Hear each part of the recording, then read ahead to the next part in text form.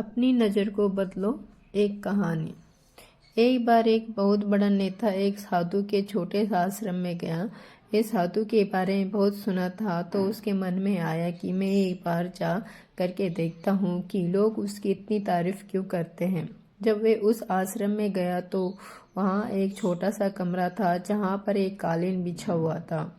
वहाँ पर कुछ लोग नीचे बैठे हुए थे और साधु जी सामने बैठे हुए थे। कुछ सवाल जवाब चल रहा था। वे नेता उस आश्रम में आया और उस नेता के साथ में 4 बॉडीगार्ड भी थे।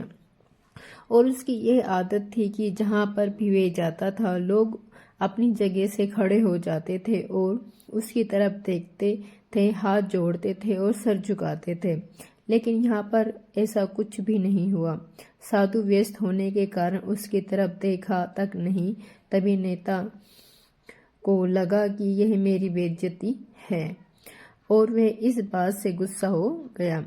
नेता ने थोड़ा गुस्से से साधु की बात को बीच में काटते हुए कहा कि मैं आपसे कुछ कहना चाहता हूँ।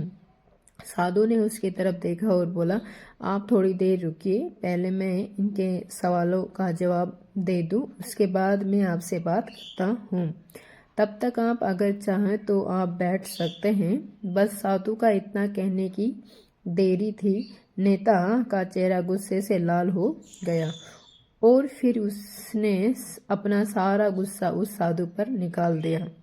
अभी तक वह नेता बहुत तमीज से आप कह के बात कर रहा था, लेकिन अब वह तू तड़ाके पर उतर आया।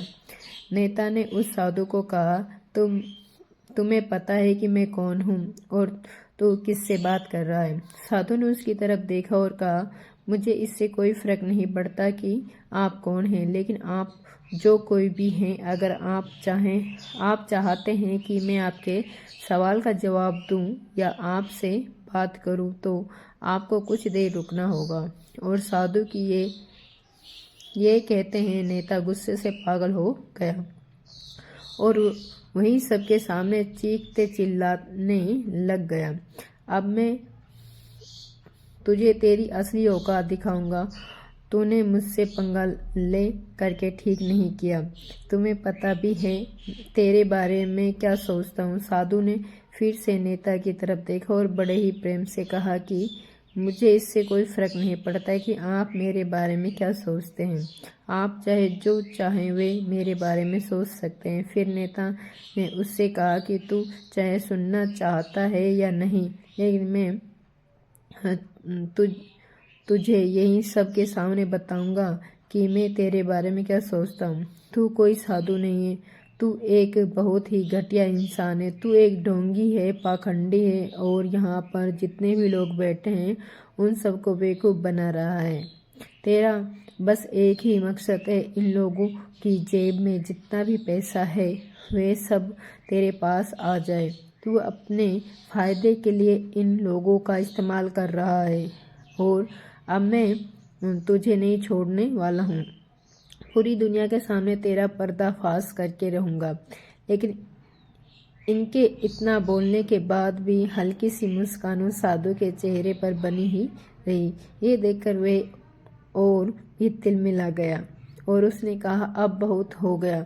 अब मैं यहाँ 1 मिनट भी नहीं रुकने वाला। लेकिन अभी भी तेरे पास मौका है। अगर मुझे से माफ़ी मांगनी है या मुझसे कुछ कहना है तो कुछ कह सकते हो। इतना सब कुछ होने के बाद भी साधु के चेहरे पर एक मुस्कान थी और वह बिल्कुल शांत था।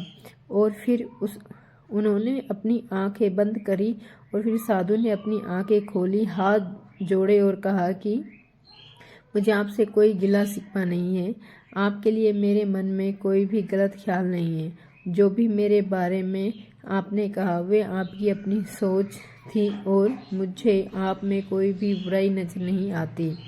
मुझे आप बहुत ही भले इंसान लग रहे हैं। और साधु के इतना कहते ही नेताजी का दिमाग 7वें आसमान पर पहुंच गया।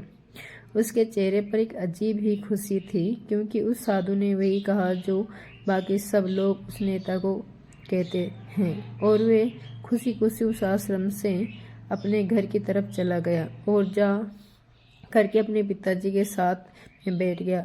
उसके पिताजी ध्यान में थे। उन्होंने पूरी जिंदगी सिर्फ लोगों की सेवा करी और बदले में कुछ भी उम्मीद नहीं किया। तो थोड़ी देर बाद जब उन्होंने अपनी आंखें खोली और देखा कि अपने बेटे को अपने साथ बैठे हुए, तो उसके बेटे के चेहरे पर आज एक अजीब सी खुशी थी जो आज से पहले उन्होंने कभी नहीं देखी थी। फिर उसने एक एक करके सब कुछ बताया कि आज क्या हुआ, किस तरह वे आश्रम गया और वहाँ पर क्या हुआ, उसने क्या कहा और साधु जी ने क्या कहा। जब उसके पिताजी ने पूरी बात सुनी तो थोड़ा सा मुस्कुराए और अपने बेटे को देख करके बोले कि उन्होंने तुम्हारी तारीफ नहीं करी, क्योंकि उन्होंने वह नहीं कहा कि जो तुम हो, उन्होंने वे कहा कि जो वे खुद हैं। और तुमने जो भी कुछ उनको कहा वो नहीं कहा कि जो वो हैं, बल्कि तुमने वह कहा जो तुम खुद हो। यही बात वेदों में भी कही गई है, यथार्थ दृष्टि तथा सृष्टि।